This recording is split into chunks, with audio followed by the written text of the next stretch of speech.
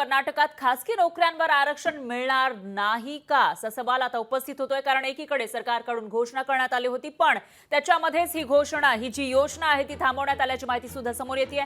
सिद्धरामय्या सरकारनं त्यांच्याच निर्णयावर स्थगिती दिली आहे। कॅबिनेट बैठकीमध्ये आरक्षणाच्या विधेयकाला स्थगिती देण्यात आली आहे, तर कर्नाटकमधील सिद्धरामय्या सरकारनं खासगी कंपन्यांमधील नोकऱ्यांबाबत मोठा निर्णय घेतला होता। राज्य मंत्रिमंडळानं कन्नडिगांसाठी खासगी नोकऱ्यांमध्ये 100% आरक्षण लागू करण्यास मंजुरी दिली होती, पण कर्नाटक सरकारनं आपला निर्णय आता मागे घेतलाय।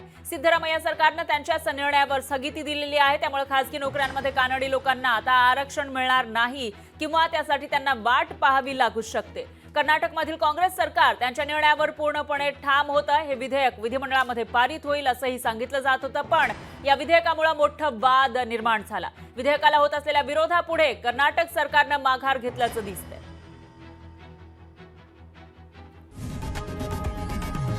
लोकशाही मराठी ऐका, पहा, जागरूक रहा।